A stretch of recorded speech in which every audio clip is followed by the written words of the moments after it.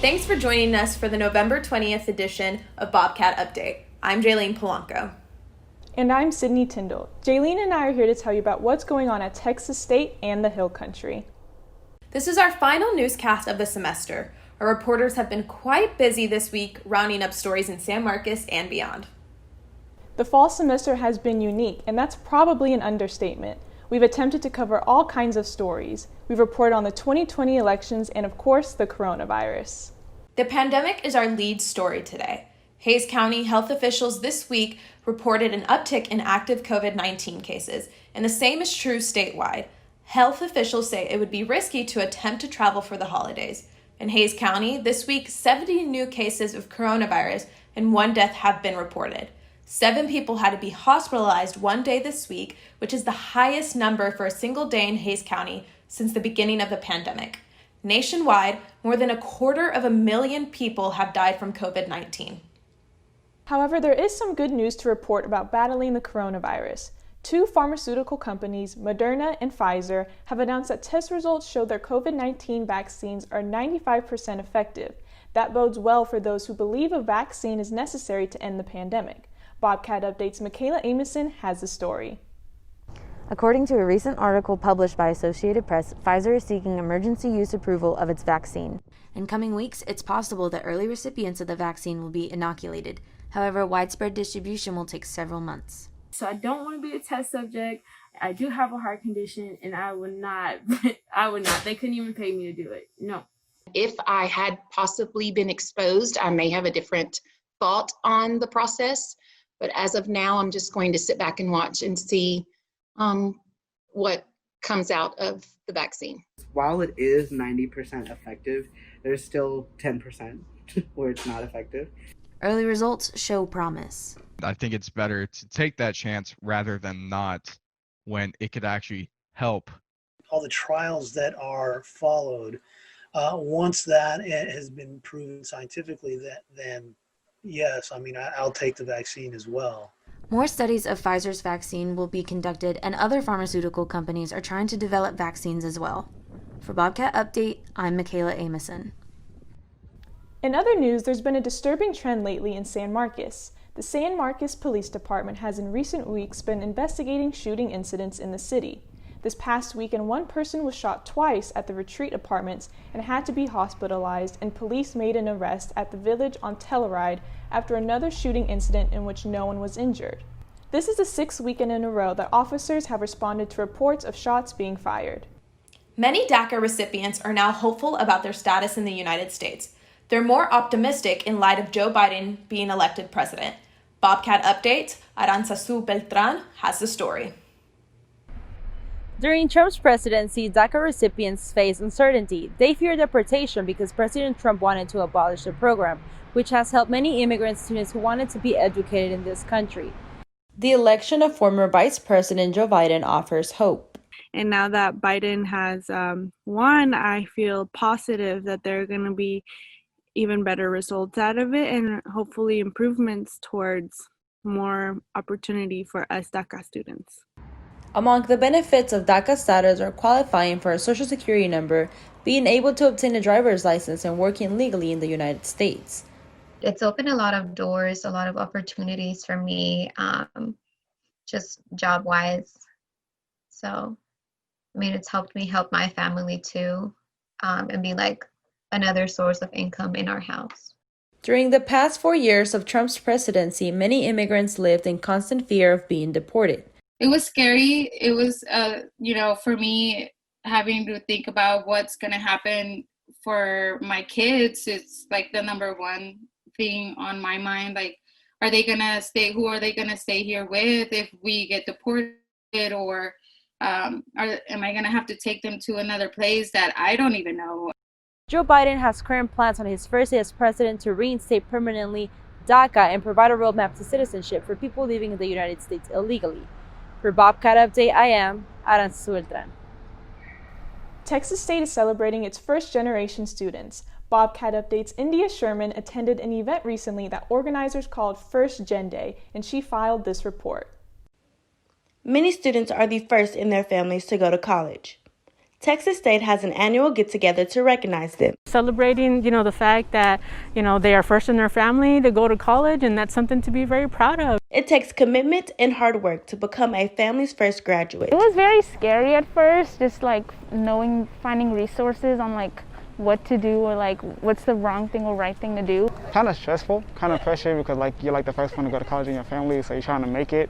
And you don't want to disappoint your family. First-gen students benefit from feeling connected. Just wearing that identity visibly, saying that we are first-gen, just kind of helps students connect and say hey, me too. First-gen students face different challenges throughout college. Their motivations vary, but the ultimate goal is to earn a degree. My family actually keeps me motivated. If I ever get stressed out, I call my mom or my dad, and they motivate me to get back out and keep going and not give up. First-gen students are making history within their family. For Bobcat Update, I am India Sherman. The race for San Marcos City Council, Place 3, will be recounted at the request of incumbent council member Ed Mihalkinen. Challenger Alyssa Garza won the unofficial vote tally with more than 70% of the vote. But Mihalkinen says he wants to make sure the count was accurate and is not alleging any election fraud. San Marcos will soon have more improvements along Hopkins Street. Bobcat Update's Priscilla Metza has the story. The City of San Marcos Engineering and Capital Improvements Department began a $2 million project that plans on improving pedestrian and bicycle access to areas along Hopkins Street. The plan is to install a new sidewalk and pedestrian hybrid beacon along with a couple of drainage repairs. We're also taking care of a few drainage issues along the way. There's some drainage over the sidewalk. We're going to get that cleaned up. And then we're going to widen Charles Austin so there's a dual left leaving. Right now, when they leave the stadium to go to 35, there's only one lane. We're going to get two so we can get that traffic through that intersection a lot quicker. The Bike and Pedestrian Improvement Project is being made possible thanks to $2 million in federal funding administered by the Capital Area Metropolitan Planning Organization. The city is also contributing $250,000 toward the project. The installments, when completed, will create more space for traffic along Hopkins Street. I know the city's taking a bigger approach to including bike lanes, the complete streets is what they call it. We want to make sure everybody's getting through. Pedestrians, bicyclists, bus, cars, everyone can get through, not just focus solely on cars. Priscilla Meza joins us to talk about the sidewalk construction that's occurring on Hopkins in San Marcos. Priscilla, could you elaborate a little bit about who's going to benefit from this sidewalk construction? Yes, so the main goal is to widen the sidewalk to 10 feet to create a multi-use path so a pedestrian and a bicyclist will be able to use the sidewalk at the same time. Okay, that's awesome. I feel like that will for sure help the citizens of San Marcos when they're going from place to place in San Marcos. So, do you have any idea of when this construction will end? Yeah, so according to the project manager, it should be wrapped up by late summer 2021. Okay, awesome. Thank you for joining us, Priscilla, on this edition of Bobcat Update. About a year ago, the owner of Paper Bear in San Marcos decided it was time to close the iconic shop. For the past 41 years, Paper Bear has been a fixture just off the downtown square. But as Laura Villarreal reports, the shop's closing was pushed back indefinitely because of the coronavirus. Paper Bear, which started as a jewelry shop, eventually became filled with unique beads, novelty items, knickknacks, and toys, to name a few things. Owner Carol Power says the store became whatever the customers wanted it to be. So if somebody walked in and said, "Oh, I'm looking for a blah blah," we'd go out and find it and bring it into the store. So pretty much we created the store and the customer helped us create the store. Shoppers say they'll miss Paper Bear after it closes. I'm really going to miss browsing around every once in a while and bringing my friends there to see all the new cool stuff that they would have. The pandemic forced the store to close temporarily, but there was still a significant amount of inventory to sell. The owner says she figures the doors will close for good at the end of the year. After that, she says she'd like to travel and pursue her hobbies. Well, I like to garden. I've been doing a lot of that. And I'm an artist, so I'll probably do some artsy things. Paper Bear is located at 218 North LBJ in San Marcos. Hours of operation vary, but it usually closes at 6 p.m. For Bobcat Update, I'm Laura Villarreal. At the Williams Career School of Excellence, students are taught trade skills to prepare them for employment. A school is being set up in San Marcos to offer programs such as nursing and HVAC repair. Jason Arline has more. Cedric and Laura Williams are the chief executives of the Williams Career School of Excellence. They believe that by providing minorities and those in poverty with trade skills, they can help them achieve success. We just had a vision to open up our own career school. We both recognized how significant it was for us to get skills, to be able to get out of poverty. After receiving her nursing certification in 2016, Laura began working in San Marcos. After I did my CNA for roughly about, 10 years, it was a while. I went back to Austin Community College and got a medication aid certificate, went and got my LVN, and then I got my RN. Cedric received HVAC certification in 1997 and has worked in the field for nearly 20 years. I've been an instructor for HVAC for about a year and a half. So basically that'll be my focus, but it's here at our school, it's a team, it's a family. Despite the impact COVID-19 has had on society, the couple's vision for their school has remained the same. In my mind, it's a vision, and I feel like it's time. And as we can see, it's necessary. So they can get certified, so they can make more money, so they can have a better life. The school will have its grand opening on November 21st. For Bobcat Update, I am Jason Arline. An Austin high school closed this week because of an increasing number of COVID cases. Stephen F. Austin High School was closed from Monday to Wednesday to perform rapid testing on students who attended in-person classes or extracurricular activities. The Austin Independent School District is concerned about a gradual increase in COVID cases since schools opened in September. Statewide, the numbers have been going up as well. Hays County officials say they're monitoring the situation, and so far, there are no plans to close any schools in the county. A mix of online and face-to-face courses is expected to continue into the spring semester at Texas State. Online classes get mixed reviews from professors and students. Bobcat Update's Reginald Jones reports on how the university community has adjusted to Zoom. Students turning off their cameras during Zoom classes has been a common frustration that many professors share. Some students might claim that it's necessary, while professors find that it makes their jobs harder. It is nice to be able to see people, and I miss that in my class. I miss having that kind of face-to-face reaction, especially like when you crack a joke or something and no one laughs in the chat and you're like, oh man, that really bombed. Students say they turn off their cameras for good reasons. I may not be presentable all the time. Bad hair day, I may have something going on with my face. Also, we're all at home now, and so we play multiple tasks, doing multiple things, and may not want everyone to see that at home. One solution for maintaining classroom etiquette is simply to have the conversation with your professor ahead of time to find out what his or her preferences are. For Bobcat Update, I'm Reginald Jones. A lot of pets have been adopted in recent months as people spend more time at home during the pandemic. Some folks thought they would have more time on their hands to take care of dogs and cats. That optimism changed, though, when it was time to go back to school or work. The loneliness of quarantining drove many people to search for pet companionship. Adoption numbers skyrocketed this year, allowing for many dogs and cats to find their forever home. Some pet owners, though, are having to make adjustments as they get out of the house more often. If I come home and I start doing homework, she's meowing at me going like, hey, hi, pay attention to me, let's play. And it's frustrating because I can't play with her. Puppies and kittens have been popular adoptions this year. However, the pandemic has brought with it some restrictions for dog owners. But when we get home, it's just a mess, and my mom is still dealing with it. So that was something, we were able to train him a little bit, but nowhere near enough because he still needs to learn a lot, and we kind of we definitely jumped the gun because we didn't think it was going to get back this fast. I'm actually one of the people who adopted a puppy during the pandemic. She's great, she's amazing, I love having her. But she is a lot of work. She's a huge responsibility. Sydney, do you have any pets? Do you know what it's like to have a pet? Yes, I actually have 3 dogs, so I understand the responsibilities and the stress of having pets, but they're such a joy, and especially during this pandemic, I can only imagine how much joy they do bring their owners. So go out, get a pet, adopt. It's a great idea.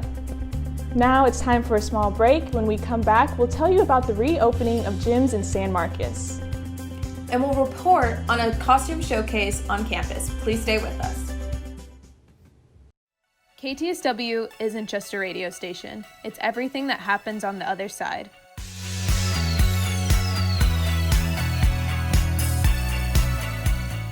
For over 27 years, KTSW has allowed Texas State students to work together to gain real-world experience through volunteer and paid positions.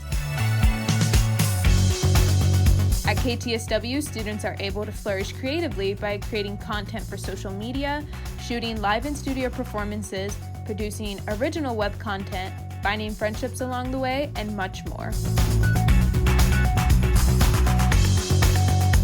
KTSW is able to bring Texas State students together to find who they are and what they love to do.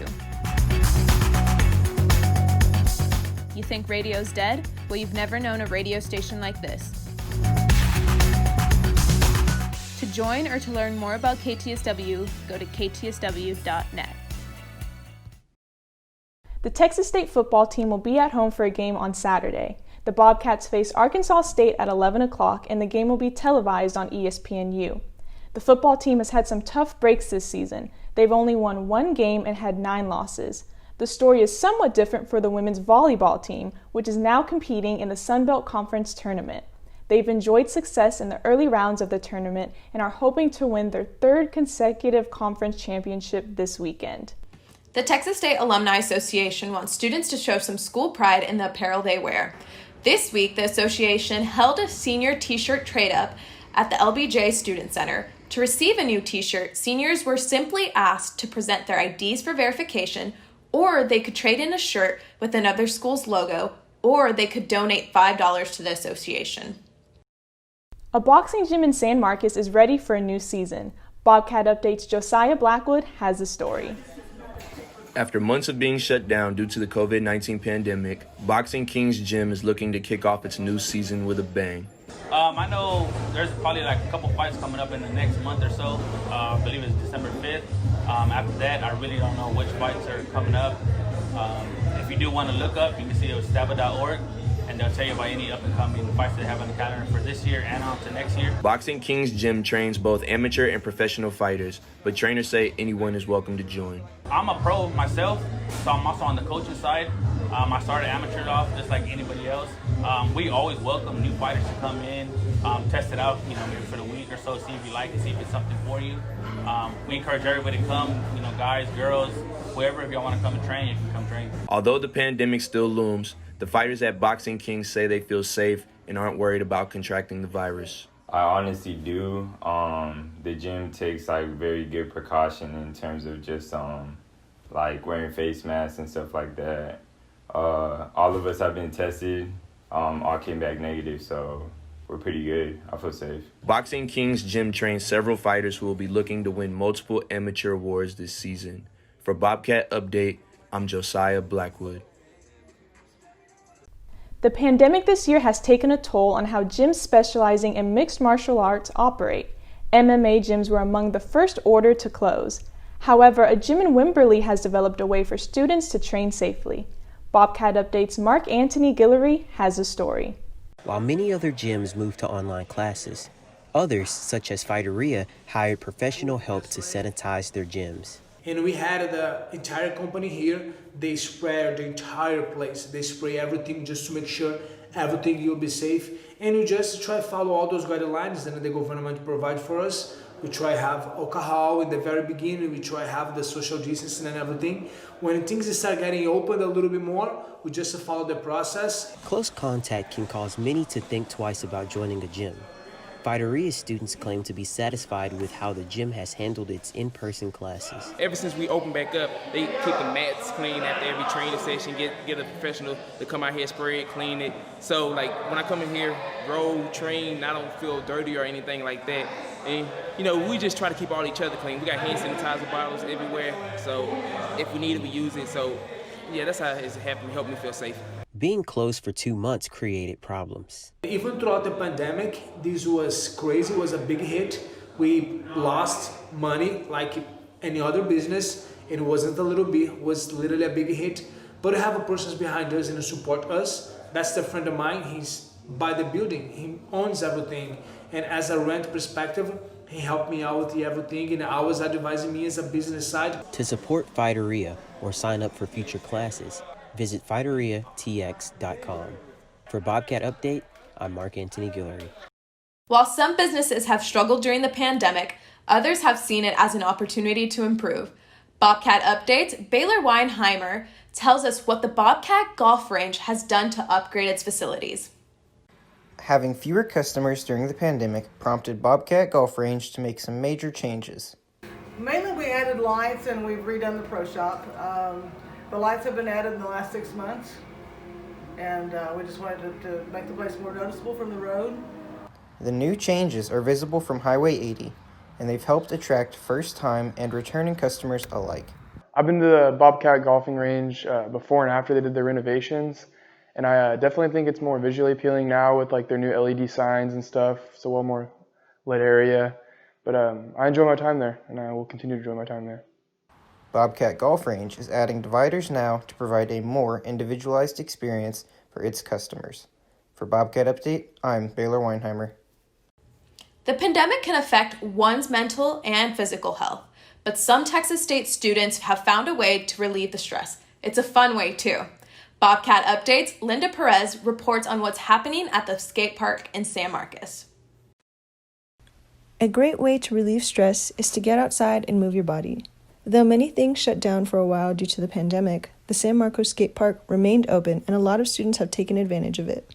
As someone who hangs out at the rivers every single day, with them closing the rivers, I found myself at the skate park more and more, and it was just one of the only places where we could still hang out outside, and being outside is one of the best things for my mental health personally. Skaters are expected to follow safety precautions to prevent the spread of the coronavirus. I think I really enjoy coming here because since skating is like an individual sport and it's just you by yourself, you are capable of practicing social distancing and stuff like that if you need to, which is obviously necessary in times like this. The skate park is at 625 East Hopkins Street. For Bobcat Update, I'm Linda Perez. Due to the coronavirus, the Texas State Choral Department has had to think outside of the box to find an audience for their work. The Choral Department has recorded its performances and made them available to the public through an on-demand platform. Texas State students may view the recordings free of charge, but the general public is expected to purchase tickets for access. Tickets can be purchased on the website txstatepresents.com, which also has announcements about upcoming performances. The creative talents of students in Texas State's Department of Theater and Dance were on display this week for the Costume Program's Regency Ball. The ball showcased character design and garment construction during what was called the Regency period between 1811 and 1820. All pieces were designed and created by students in the costume design program. The exhibition, on display Thursday and Friday, featured renderings, stitching, draping, and fittings. Faculty organized the occasion to help advanced students enhance their technical skills at a time when onstage performances are limited due to COVID-19. As we said, this is the last newscast of the semester. We're finishing up in time for the Thanksgiving holiday, a time when some of us will go home for a few days. Yes, we're ready for a break, and that's just what we'll do. Stay with us. Bobcat Update returns after this. For over 20 years, the Calaboose Museum has been teaching the community of San Marcos about its rich African-American history.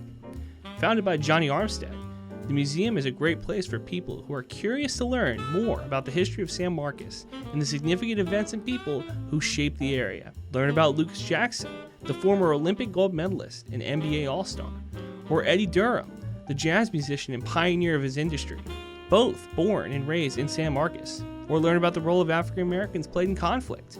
Read about Buffalo Soldiers, the Tuskegee Airmen, and the roles African Americans played in World War II.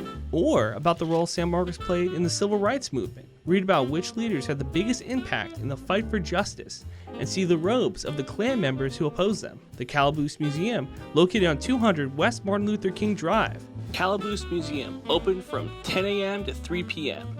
or by appointment. The weather lately in Central Texas has been incredible.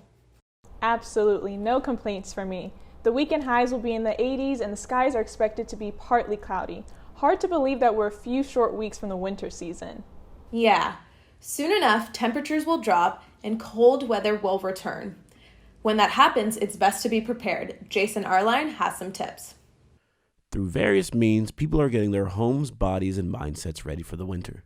The first thing I do when it's going to be cold is I get the heaters checked, because as you know, in this area, it can be really cold one night, and then of course it'll warm up the next day, just to kind of give you a head start. Changes to habits and implementing a healthy diet keeps her body well. A moderate intensity aerobics and riding my bike, and then eating healthy. I don't have joint pains, I have energy, I sleep well, and I've lost quite a bit of weight. Some Texans have added soups to their diets to help boost immunity. Making different warm comfort food, chicken and dumplings, and all different kinds of soups. I will automatically start switching from like iced coffee to hot, and just like those comforting foods that make you feel good. Other residents are making wardrobe changes to keep warm as the weather changes. You know, bringing out the sweat, the hoodies, stuff like that, I guess. As the holiday season approaches, most residents are excited about the prospect of spending time with their families. Consciously, I try to eat healthier around this time going into the holidays, because you have a tendency to eat really bad during the holidays when you're meeting up with family and friends. I know once winter comes, that means Thanksgiving, and we have Christmas and New Year's, and so we get more time home with our families, so definitely look forward to that during winter. Texans are getting ready for winter in various ways. They are hoping to make it a safe holiday season. For Bobcat Update, I'm Jason Arline. It may be warm now, but some people are already getting into the holiday spirit.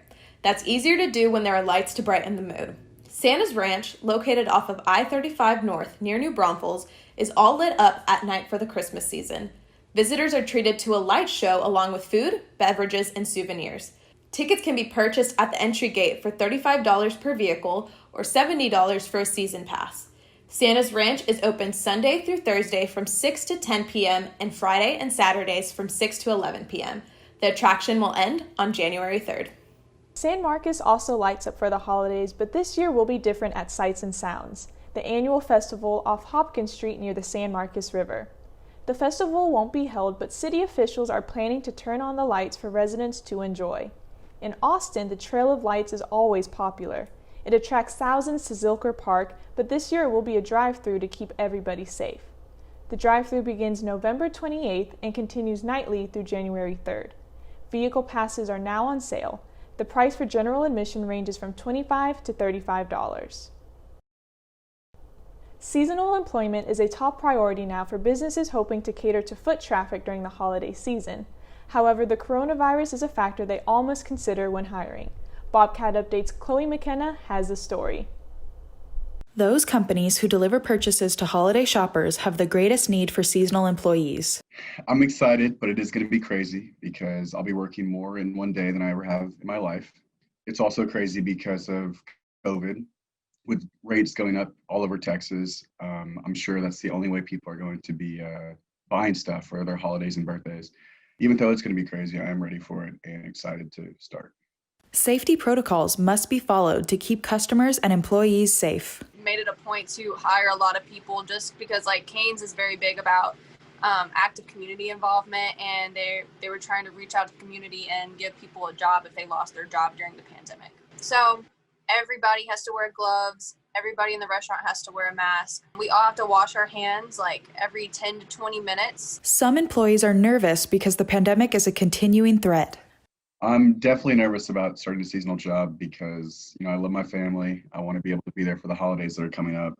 And with this new job, I'll be around countless number of people and all over the place, all over the town. So it's definitely something to think about. This season is one that many will never forget. Holidays are still going to be celebrated one way or another, so seasonal employment is necessary for businesses to keep up with demand. For Bobcat Update, I'm Chloe McKenna. Amazon is licensing its drivers to deliver in larger vehicles. Once drivers successfully complete a 2-day course and pass the company's on-the-road exam, they are certified to drive a 26-foot step van. FedEx and UPS already use larger vehicles. The larger vans will enable delivery of bigger parcels such as furniture and appliances. With Black Friday and Christmas approaching, many people are about to begin their holiday shopping. Malls and stores may be less crowded this year because of the pandemic. Bobcat Updates' Noah Fouts has the story. Shoppers have a choice to make, whether to go out in public to make their purchases or to go online and have holiday gifts delivered to their homes. Shopping in malls or stores during a pandemic can be risky. As someone with a compromised immune system, it's not a good idea to shop in public with other people around. So I've had to get organized and either shop online or shop at off-peak hours. It's more convenient to shop online, but shoppers prefer to have options. Some online places, because of COVID, they are taking a while to send out the items. So that way I get to avoid lead time and I'm able to finish off my Christmas list a little faster. The holidays will be here soon. Delivery drivers and retail employees can expect a busy time ahead. For Bobcat Update, I'm Noah Fouts. There won't be a Thanksgiving Day parade in San Marcos this year. The annual tradition is another casualty of the pandemic. However, the city will soon reveal a parade of a different sort. It's a shoebox parade that folks can watch online Thanksgiving afternoon. Families, businesses, and nonprofit organizations were invited to participate. Participants decorated and submitted shoeboxes to be featured in a video which will be accessible on the city's Facebook page and its YouTube channel. The holidays will soon arrive and Americans are making plans to see their loved ones. However, with COVID-19 still looming, travel plans require more consideration. Tyler Carthel has the story. Thanksgiving is an important time for gathering with friends and family, but if that means traveling, one has to be careful in light of the pandemic. Air travel requires spending time in long lines, terminals, and on planes. Experts say that most viruses don't spread easily on flights because of air filtration, but passengers are often seated close to one another, and that can be risky. So I think flying during the whole COVID pandemic is just a mess because of the restrictions you would have to take. And then, so that's, I think a way around that is to just drive. Driving in a vehicle may be safer than flying because it can minimize person-to-person contact. The important thing to remember with car travel is to play it safe when making stops along the way. At gas stations, use wipes on handles and buttons before pumping gas, and after fueling, use hand sanitizer with at least 60% alcohol content. Another tip would be to make as few stops as possible. Have snacks with you so you don't have to stop and not only spend money, but then you lose time. So pack you a little lunch, little snacks, some drinks, because you want to get there. You want to get to your destination. If you have been diagnosed with, have symptoms of, or been exposed to COVID-19, then it is probably best that you avoid in-person gatherings this holiday season. The elderly or people with certain medical conditions are at an increased risk for severe illness if they get the coronavirus. We are now joined by Tyler Carthel. Tyler, thank you so much for joining us today. The CDC is saying that cases are going up in COVID-19, and with Thanksgiving coming up, the holidays, what are some of those risks and those rises in cases? Yeah, right now has never been a scary time to be traveling for the holidays. With huge spikes in every single state and hotspots just about everywhere, a lot of people are really worried about whether they should even travel this holiday season. So with that being said, what are your plans for the holidays? We're going to try. We're going to go home, see the family at least, but we might not get all together. We might not even see all of our cousins like normally. So we're definitely going to be taking some steps back and trying to stay a little safer. Well, definitely be safe traveling, Tyler. And for those of you out there who are traveling for the holidays, please be safe. Thanks again, Tyler. Next week, a lot of Texas State students will be leaving town for the Thanksgiving holiday. Bobcat Update's Reagan Thompson talked with some about their plans.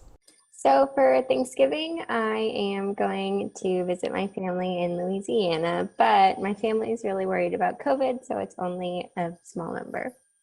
For Thanksgiving, I'm going back home to Houston, but it'll just be my parents and sister and I because of coronavirus.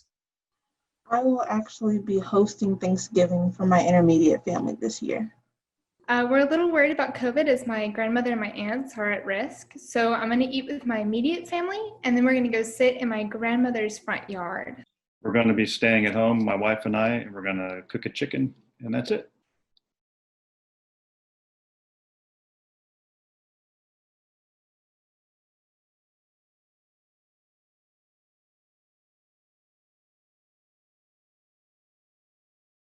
That's all for today's newscast, our last one of the fall semester. It has been a privilege to be able to keep you informed about what's going on at Texas State and San Marcos. We're living in a challenging time as this pandemic ravages the nation. Let's hope 2021 brings us better news to report on that front. Stay well. I'm Jaylene Polanco. And I'm Sydney Tyndall. Enjoy the holiday.